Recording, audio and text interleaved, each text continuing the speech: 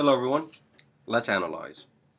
So we've talked for a bit about integration, about Riemann integration and improper integrals. Today we're going to talk about a few tests for convergence of improper integrals, some applications of the integral, and we're going to start with measuring volume, specifically measuring n-dimensional volume, which may sound strange because we typically associate volume with 3 dimensions, but the one-dimensional volume, for example, would be a length. For example, if A is an interval,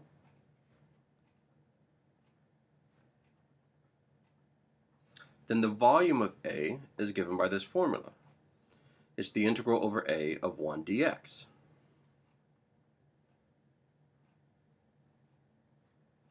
Which for the case of an interval would just be the length of the interval. So the one-dimensional volume is length. As you might imagine, two-dimensional volume is actually area, three-dimensional volume is what we traditionally think of as volume, and four-dimensional volume, well, typically makes our head hurts, but if we try to imagine it, but using the formality that integration allows us, we can actually compute it quite straightforwardly, even if we can't necessarily picture it in our head without getting a headache. By the way, quick throwback to your linear algebra days, the determinant of a matrix in absolute value is equal to the volume of the parallelepiped defined by the columns of the matrix.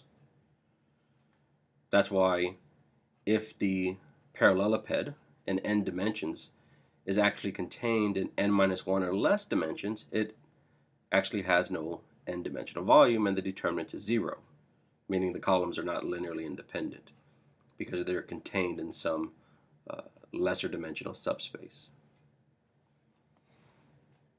Now, if A is not an interval,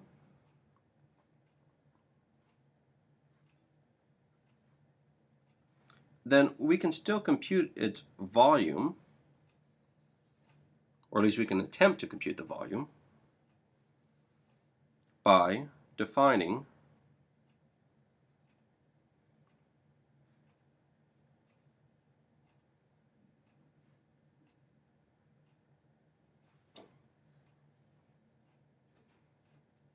what's known as the characteristic function of a set.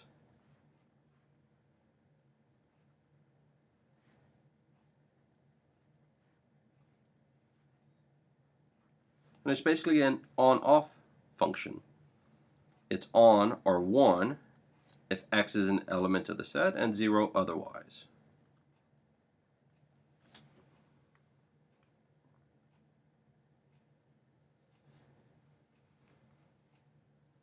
And in that case, the volume of A, as we mentioned, is the integral over A of 1 dx, which is the integral over R of the characteristic function.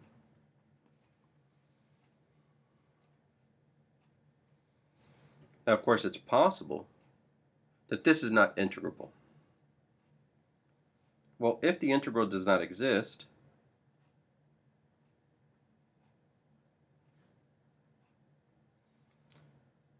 then we say that A has no measurable volume.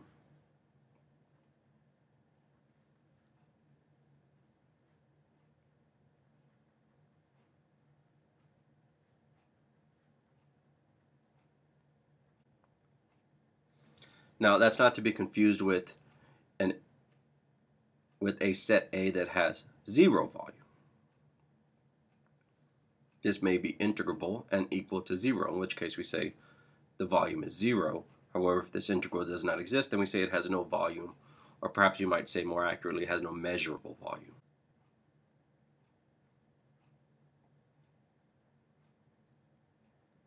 Let A be the set of all rational numbers in the interval 0 to 1. Now, we have shown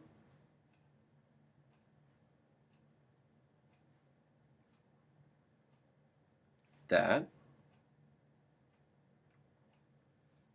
the volume of A, which in this case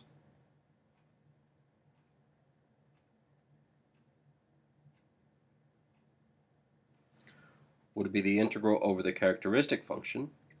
Now, of course, the characteristic function is 0 outside the interval 0 to 1, so we can actually just say the integral from 0 to 1 of the characteristic function. However, this integral does not exist.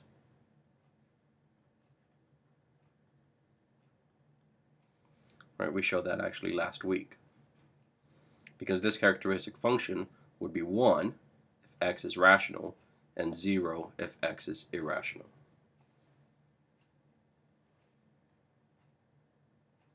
So A has no volume. So now let's consider another example, and we will use this picture to help us out.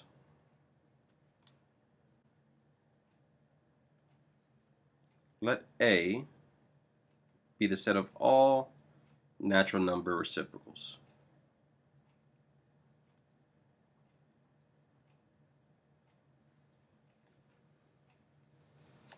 We're familiar with the set. We know that, for example, it has an accumulation point at 0. And in fact, we have it here illustrated by the blue lines. 1 over 1, 1 over 2, 1 over 3, 1 over 4, 1 over 5, and 1 over n for every n. And by every n, well, I mean about 1,000 n because I made it on a computer. But you get the idea. So then the characteristic function is 1 if x equals 1 over n for a natural n, and 0 otherwise. Right? If x is not equal to 1 over n for any natural number, then the volume of A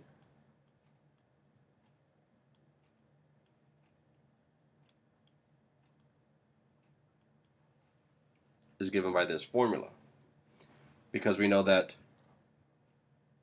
the characteristic function is 0 outside of the interval 0 to 1.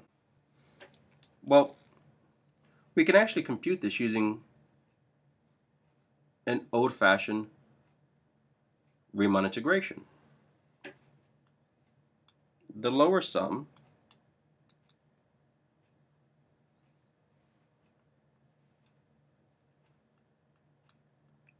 is always equal to 0. How do I know that? Well, any partition of the interval 0 to 1 is going to contain irrational numbers. In fact, that's how we showed the previous example didn't exist. And if every interval contains irrational numbers, then my characteristic function must be 0 at some point on every interval. So the infimum of the function is 0 on every single interval. Now, the upper sum, however, is not always 0. But what we can show is that the infimum of the upper sums is in fact 0. So let's do that. So let Pm be a partition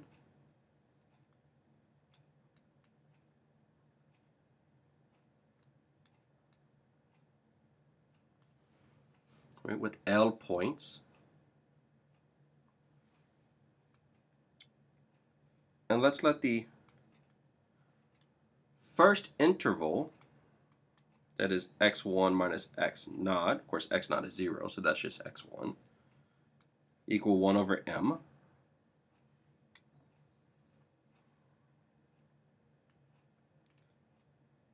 And let all other subintervals be less than 1 over m squared. So we actually have an example of such a thing here, for m equals 5. If you can see the red dots, the first red dot is at 1/5, the second one at 1/4. I'm sorry, if we see the red dots, the first interval is 1/5, and every one after that is actually has a spacing of 1/25. Well, the supremum in the first partition, of course, is 1, and the width is 1/5. So let's start writing our upper sum.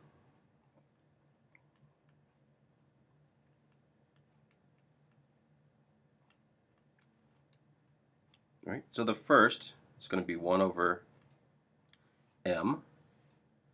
Now, notice that not every subinterval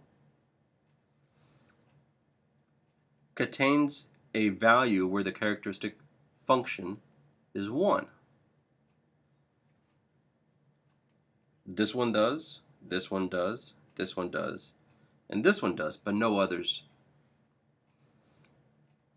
How many subintervals past the first one contains a value where the characteristic function is 1? Well, let's see. 1, 2, 3, 4, right? Which is m minus 1. In fact, it's always going to be m minus 1 because the characteristic function is going to be 1 for m, or for n greater than m. All of those are going to be in the first 1 over m subinterval. All the rest, that is 1 over 1, 1 over 2, all the way through 1 over m minus 1, will be to the right of the first subinterval. So I'm only going to get m minus 1 subintervals where the supremum is 1, and the length of the subinterval is actually less than 1 over m squared, so we can actually put a less than or equal to. And this, well, this equals 1 over m. If I sum 1 over m squared, m minus 1 times, I get that. And notice that this goes to 0 as m goes to infinity. Does that mean that our characteristic function is in fact Riemann integrable and that the integral is 0? Yes, it does. Let's lay it all out.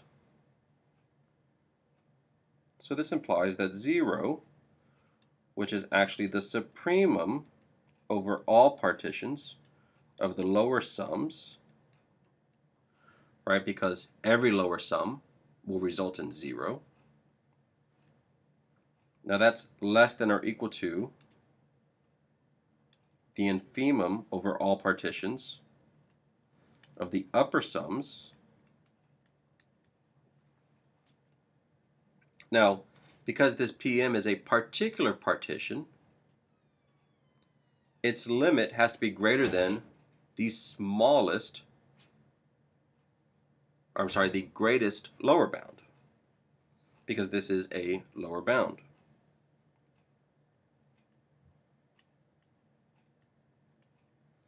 So it's greater than or equal to the limit as m goes to infinity of the upper sums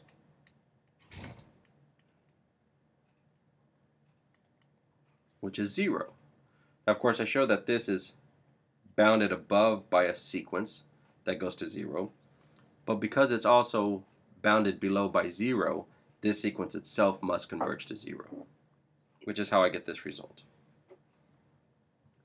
So if the supremum of the lower bounds is 0, and the infimum of the upper bounds is bounded above by 0, and bounded below by 0, in fact, the infimum must equal 0, which is the supremum of the lower sums. And we've proven our result.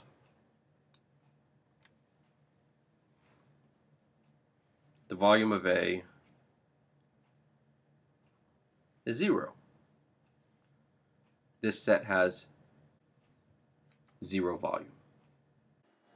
So next we're going to discuss the comparison test, which is a useful tool that allows us to determine whether a function is integrable from a to infinity based on whether another function is integrable. So suppose f and g are both Riemann integrable for every finite interval in the interval a to infinity, and for all x in the domain, f is non-negative, and g is sandwiched in between f and 0. For all x greater than some a, which is greater than or equal to the lower limit of the domain. Then if the integral of f converges from a to infinity, then so does the similar integral for g.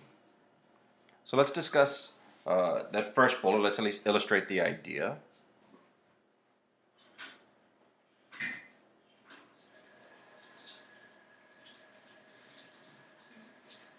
If this is f, and imagine that the area under the curve from here to infinity was finite,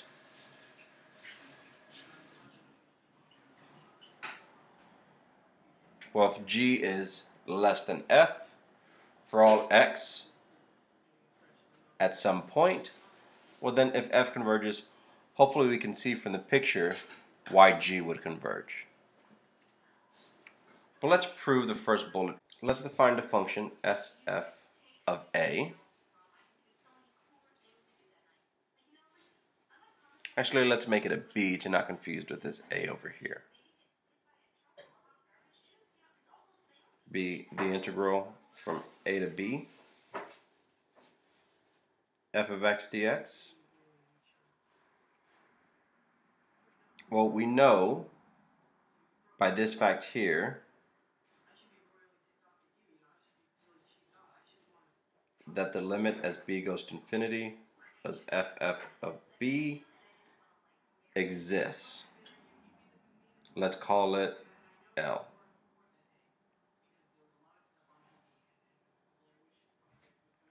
Now we also know that this is an increasing function.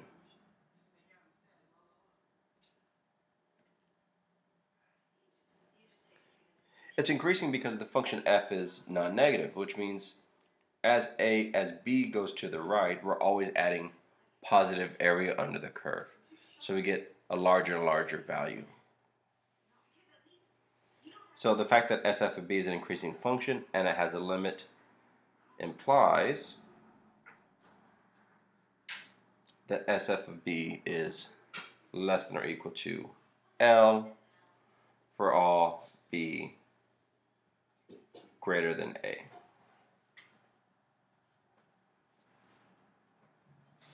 Now, let's consider a similar function for g. It's equal to the integral from a to b of g of x dx. Now, because g is less than or equal to f, the integral over the same interval is also less than or equal to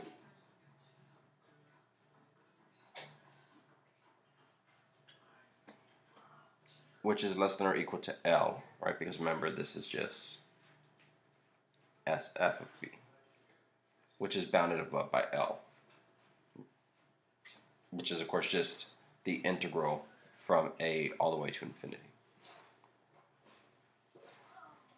Now, g is non-negative, which means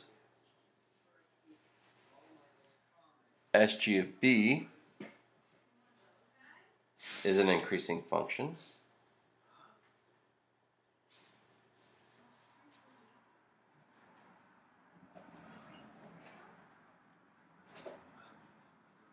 Bounded above by L. It follows then that sg of b has a limit.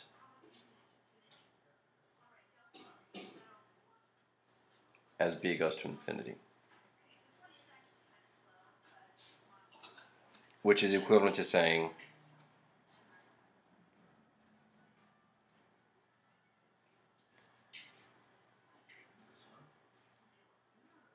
that this improper integral converges.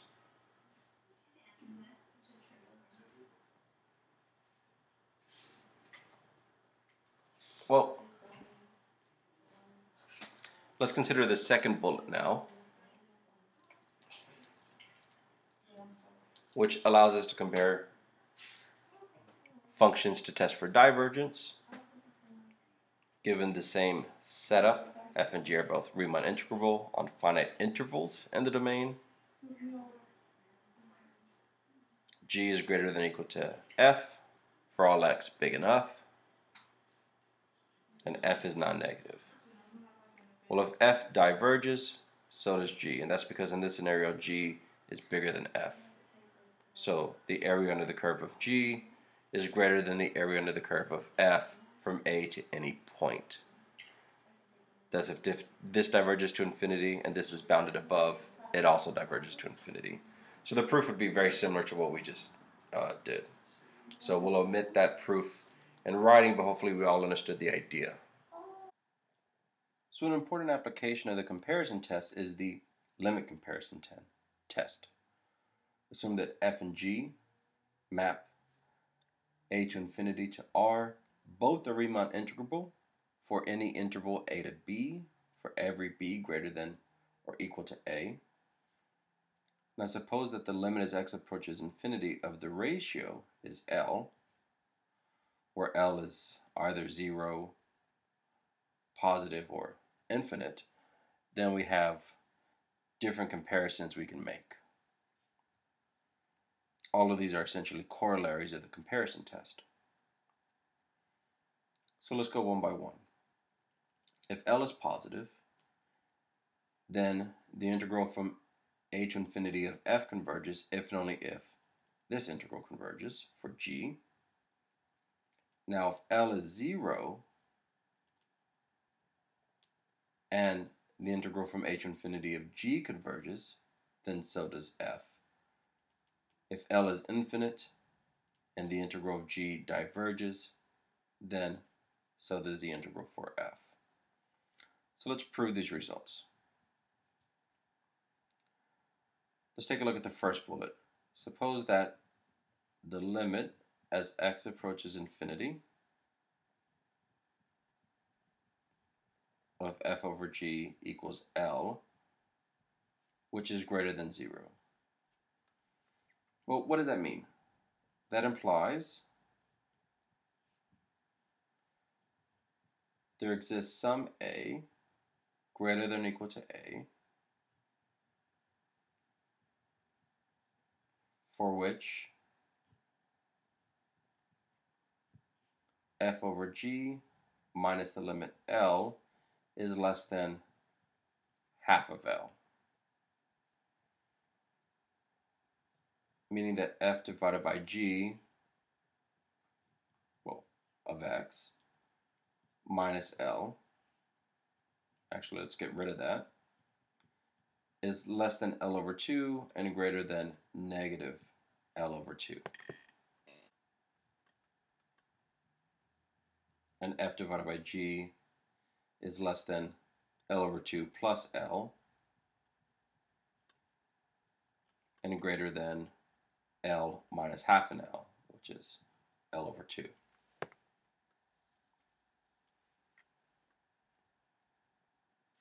Now,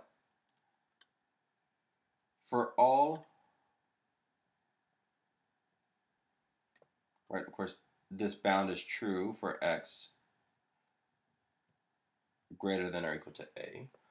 For all such x, the fact that f is within a positive bound, right, as a positive lower and positive upper bound, well, just the fact that it has a positive lower bound means that f over g is positive for all such x. So if f is negative, so is g, and if g is negative, so is f. If they flip signs at all, they must flip signs in unison. So that means the absolute value of f divided by g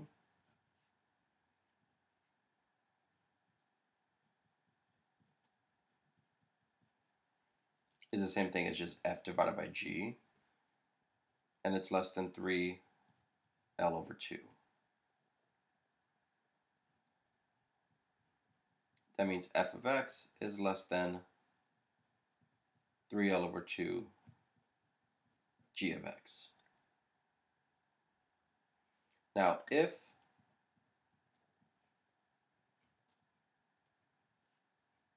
g converges,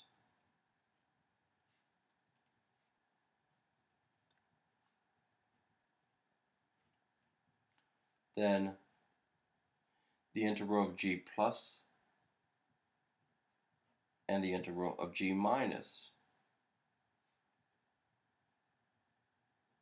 converge.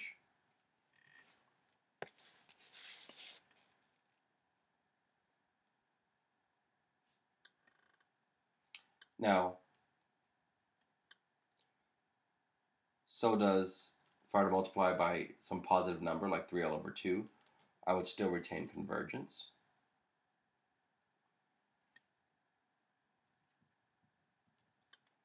Now, since the absolute value of f is bounded by a scaling of the absolute value of g, since f plus is less than or equal to 3L over 2 g plus, again, this is for all x greater than or equal to a, and f minus is less than 3L over 2 g minus, then by the comparison test,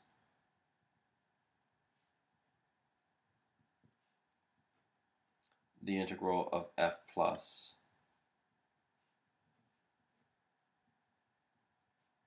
and f minus both converge, implying that this integral converges. And by the way, these two inequalities follow from this inequality. Now, we used this bound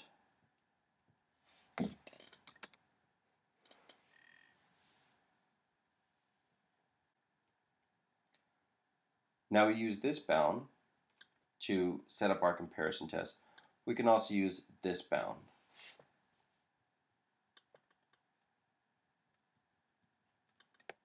L over 2 is bounded above by f of x divided by g of x implies g of x is less than 2 over L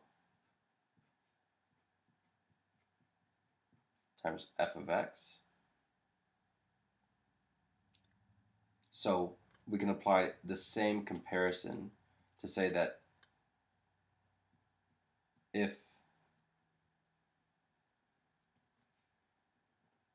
f converges,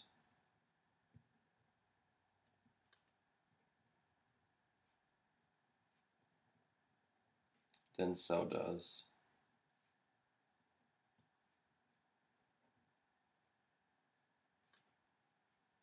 this integral. Again, by applying a comparison test, the fact that the absolute value of g is bounded by something that converges, then g minus is bounded by 2 over L times f minus, g plus is bounded by 2 over L times f plus.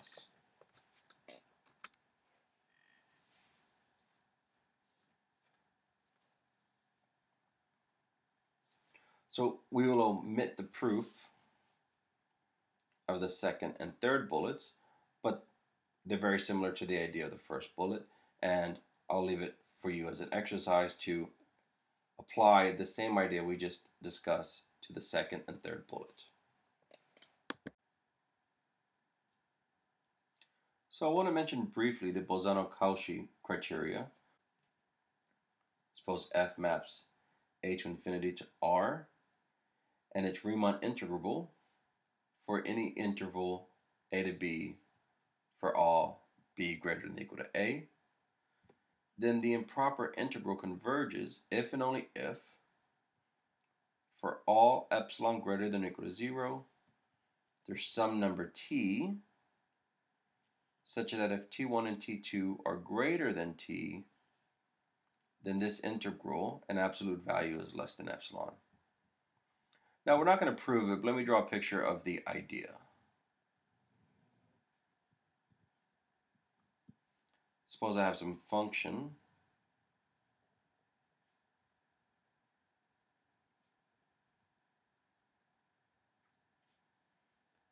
whose area under the curve converges. Well, then, if I go up far enough, I must get closer and closer and closer to the x-axis. So if I go up far enough, the integral from t1 to t2 must be as small as I want. Otherwise, I'm adding to my integral. So next we're going to discuss the Lebesgue monotone convergence theorem. And here we're going to be dealing with a sequence of improper integrals and their convergence.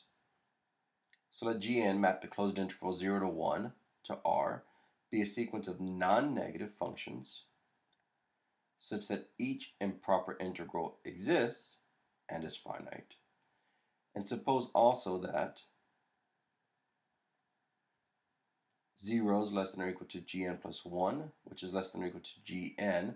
In other words, the function is decreasing at every x, right? And for all x in the interval 0 to 1, Gn of x converges to 0 pointwise for all x in the interval 0 to 1.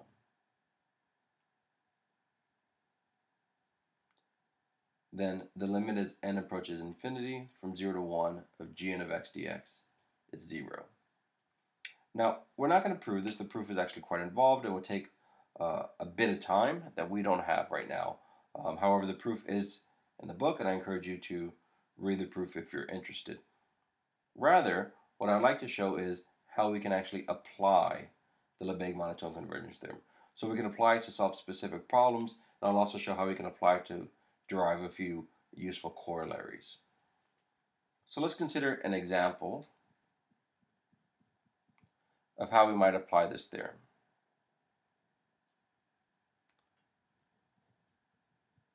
Let's show that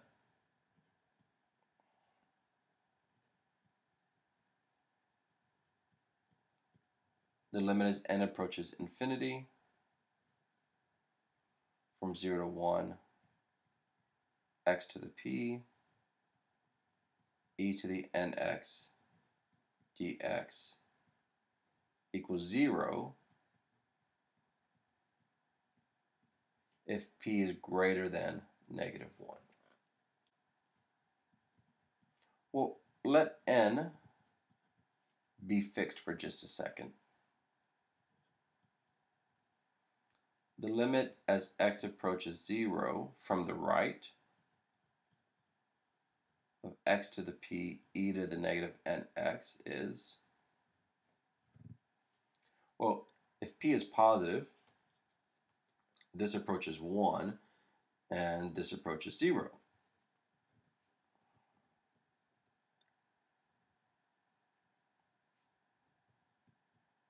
Now if p is 0, this approaches 0 and x to the 0 is 1. I'm sorry, this approaches 1 and this to the 0 is 1. So I get 1 times 1. And if p is negative, this approaches 1 and this approaches infinity.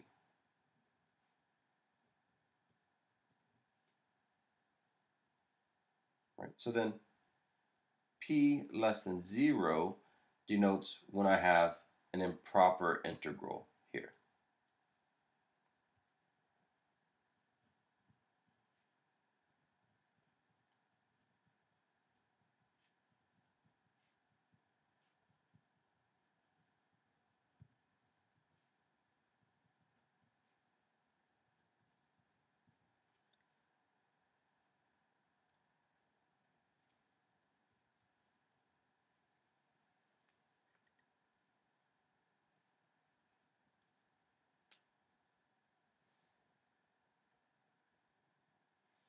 Now we're concerned when p is greater than -1. So suppose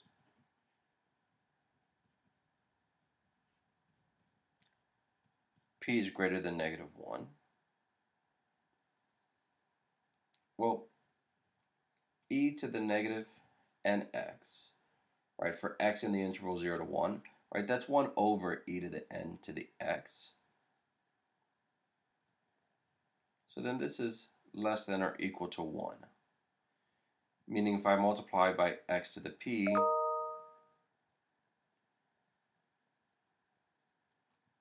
this is less than or equal to x to the p. And of course it is a non-negative function. Now, why did we show that this, our integrand, where we showed our integrand is less than or equal to x to the p? Well,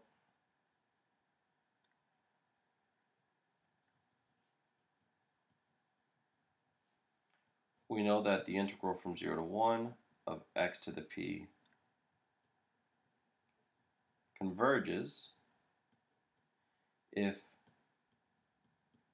p is greater than -1. Then by the comparison test, so does the integral from 0 to 1 of x to the p e to the negative nx dx. Now remember, our theorem statement is I have a sequence of functions for which the improper integral exists. And we just showed when p is greater than -1 but less than 0, this improper integral in fact does exist. And of course for p greater than 0, then I have a proper integral, so that exists.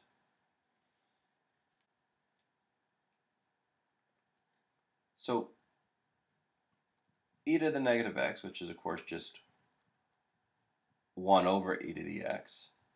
Since x is greater than 0, e to the x is greater than 1. And 1 over it is, well, less than or equal to 1. And this is greater than 0. That implies if I multiply e to the negative x times e to the negative nx, I get something less than or equal to e to the negative nx. And well, this is equal to e to the negative n plus 1x. So if I multiply x to the p here and here,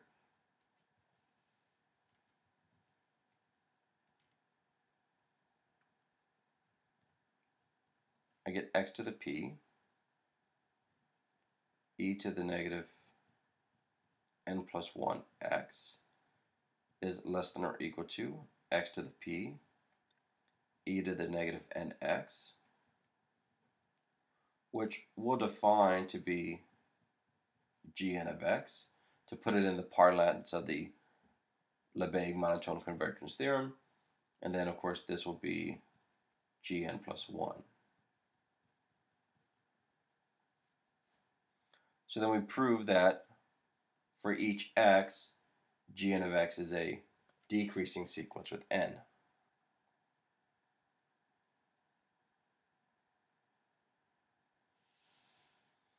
So we've proven this part of the hypothesis. We've proven this part of the hypothesis.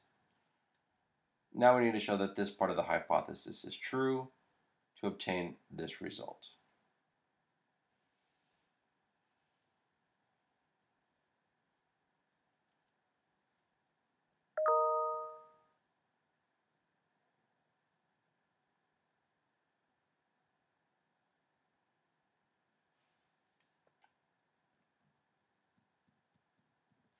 Let's fix x to equal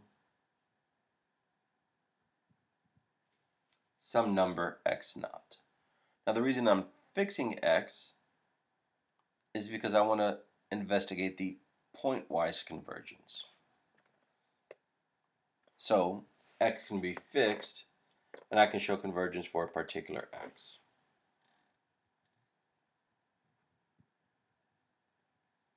and the limit as n approaches infinity of gn of x naught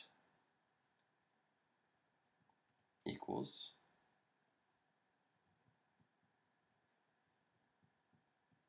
the limit as n approaches infinity of x naught to the p divided by e to the x naught to the nth power.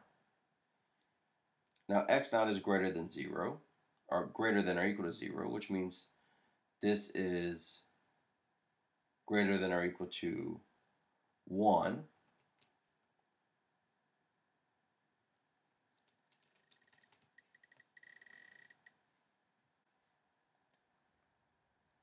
Now x naught is in the interval 0 to 1, meaning e to the x naught is greater than 1. And that number to the nth power goes to infinity, which means if I put it in a denominator, this is fixed, this converges to 0.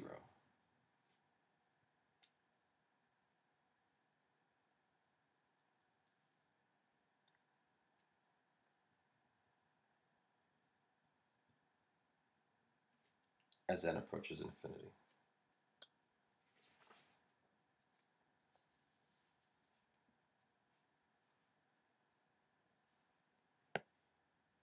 Well, then now I've satisfied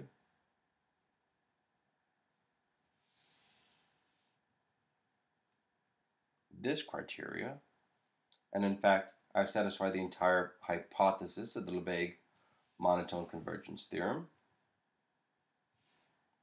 I've supposed only that p is greater than -1. Therefore,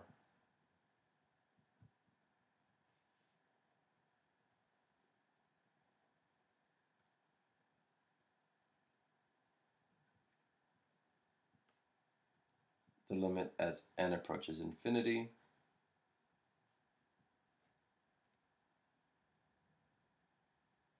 well, rather, let's write out the integrand of x to the p e to the negative nx dx is equal to 0. And we've shown our result.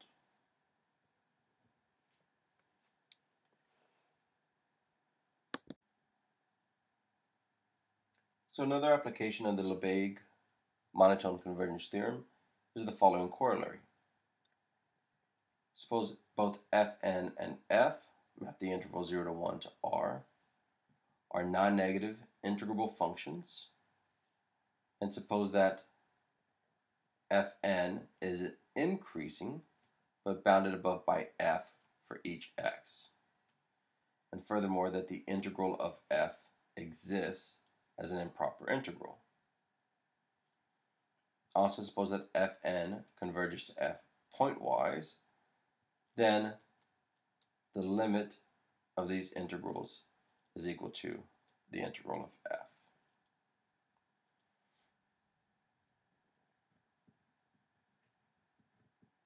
The proof is a straightforward application of the previous theorem. Let gn of x equal f minus fn of x, right? Because f is greater than fn, this is greater than or equal to 0.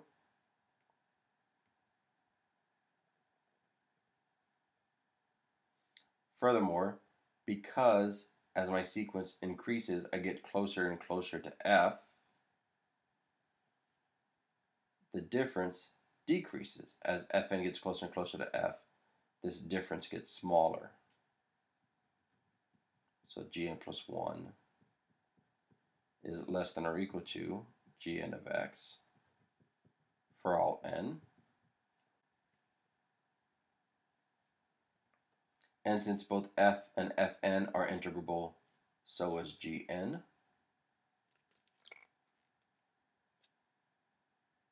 And furthermore, since fn approaches f pointwise, gn of x approaches 0 pointwise. Therefore, the limit as n goes to infinity of the integral 0 to 1 of gn, which is of course f minus fn of x dx,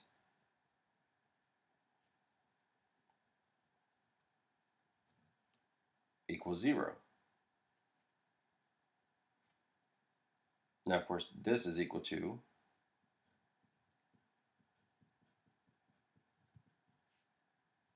right, because this is the only thing indexed by n, the limit can pass right to here.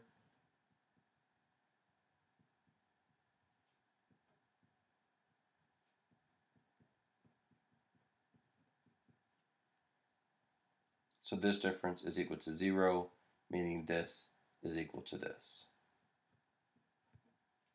And we have our result.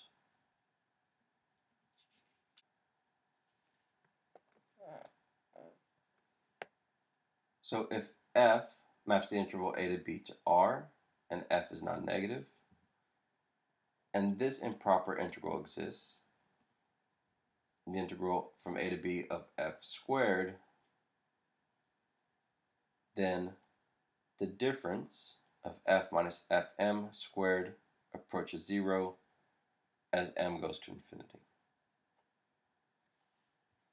Now, recall that fm of x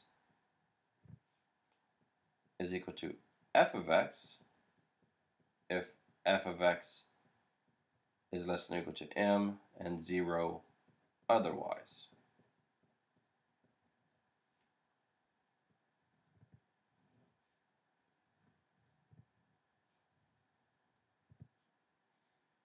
So given some function, if this is m, then fm would be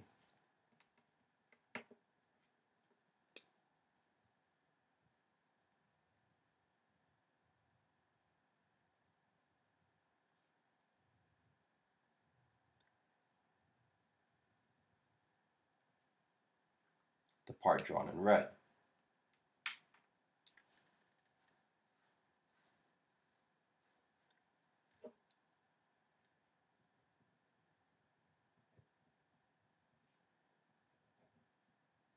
Therefore, gm, if I define it to be f minus fm,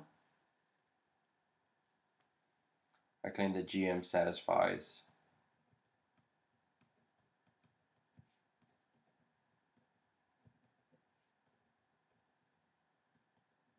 the hypothesis of the Lebesgue monotone convergence theorem.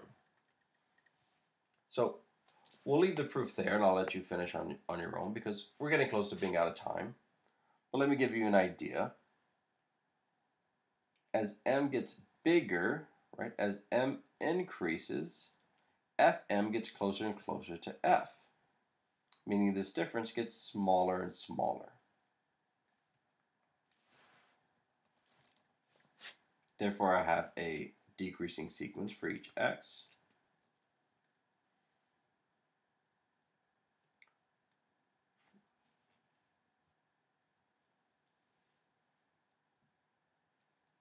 Furthermore, because this converges,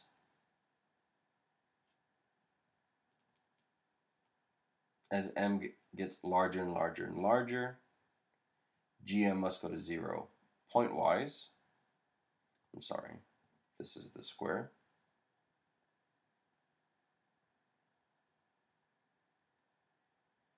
And furthermore, gm is integrable because f squared is integrable. So gm satisfies the hypothesis of the Lebesgue monotone convergence theorem, meaning that the limit as m goes to infinity of gm is 0.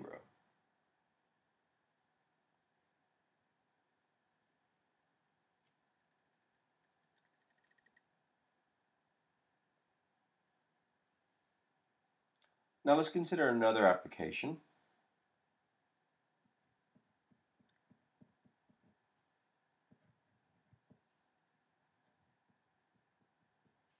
Let Gn of x be greater than or equal to 0 for all x in 0, 1, and for all n.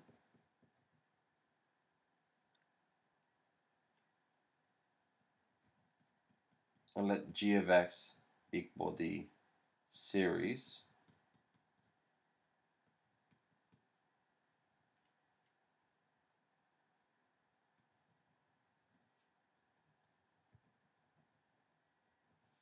and suppose that this integral exists.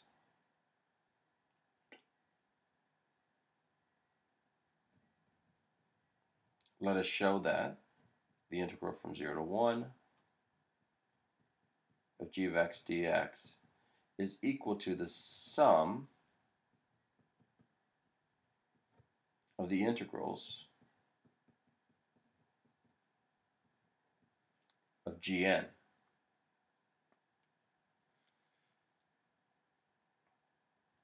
Well, if I define my partial sums,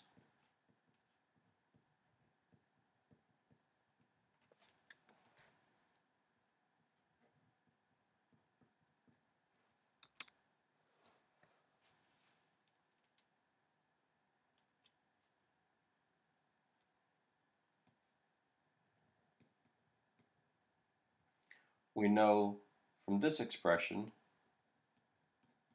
that Sn of x approaches g of x as n goes to infinity. So therefore, by the previous corollary,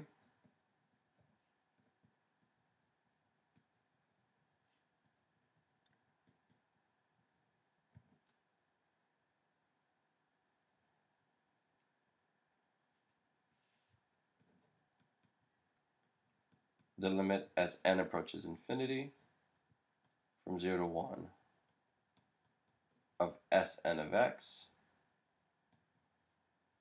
which is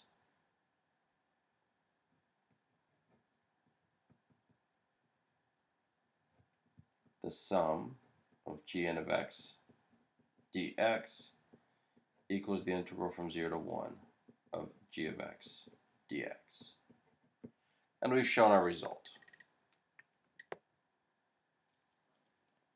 That's it for now.